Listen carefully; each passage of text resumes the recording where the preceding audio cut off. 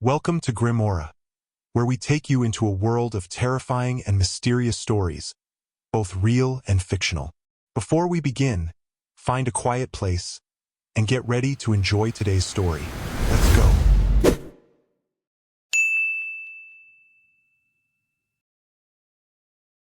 This is a ready-to-record, professional narration script about the Bell Witch haunting, Robertson County, Tennessee, C.Point 1817-1821. It includes a cinematic intro, a factual narrative, dramatized eyewitness scenes, suggested B-roll and sound cues, suggested pacing, timestamps, and search keywords you can use to source archival material and footage for each section. Visual. Slow reveal of a black and white map of early 19th century Tennessee dissolving into a silhouette of a rural log cabin. Audio, low ominous drone, faint wind. Imagine knocks on the wall that answer when you count them. Imaginary dogs that fight beneath your bed. A presence that speaks your name, sings hymns, and, most chilling, claims to have poisoned a man. In the years after the War of 1812, Farmer John Bell Sr. settled with his family on a stretch of land by the Red River near today's town of Adams, Tennessee. The Bell household was large, hard-working, outwardly ordinary, until 1817, when strange activity began. Odd animal sightings and small, unexplained noises that slowly became focused on the family home. The earliest accounts describe apparitions and strange animals. A creature like a dog with a rabbit's head, a bird of unusual size. But soon the disturbances followed the family indoors. Knocks along walls, bedsheets pulled, hair tugged, children pinched. The youngest daughter, Betsy Bell, became the primary focus. Slapped, prodded with pins, and often singled out by an unseen tormentor. What turned gossip into legend was that the presence began to speak.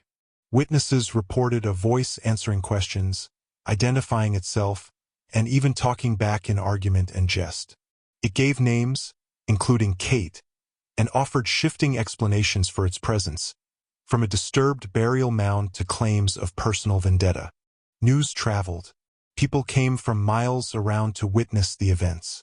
Some were convinced, others skeptical. Among the many who allegedly visited were curious townsfolk, ministers, and, by some later accounts, even men connected to General Andrew Jackson.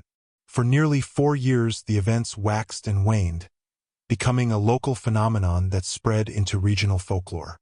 The story turns darkest with the alleged poisoning of John Bell Sr. according to family accounts preserved in later retellings. A vial of poison was found in the house, and within days the patriarch fell into a stupor and died on December 20, 1820.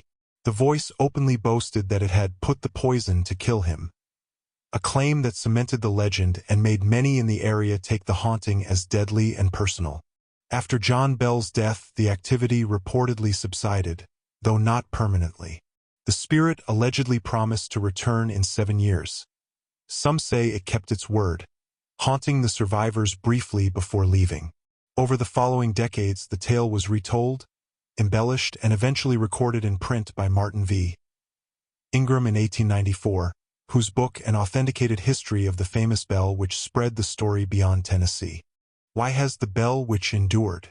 Explanations range from folklore and social contagion to deliberate hoaxing and naturalistic causes. Scholars point out that most modern retellings rely heavily on Ingram's 1894 compilation. Critics note gaps, late testimonies, and folkloric amplification.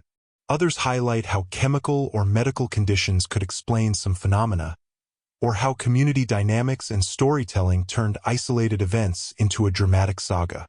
Imagine sitting by the hearth as strangers whisper to one another. Suddenly, a voice, clear, mocking, and intimate, calls out your name from the next room. You ask, "Who are you?" The house answers, "We asked it, who are you?" Old Kate bats which I'll make old Jack pay. Whether you believe in spirits or not, countless people, over many years, swore that voices and physical disturbances occurred at the Bell home. Today, the Bell Witch is part of Tennessee's cultural landscape. The Bell Witch Cave and Farm operate as tourist sites, Theatrical productions and documentaries revisit the tale every year, and the legend still provokes debate among folklorists, historians, and paranormal investigators. The case sits at the crossroads of recorded folklore, local memory, and America's hunger for the uncanny. The bell which asks us a question we still can't answer. When a story is told enough, does it become true?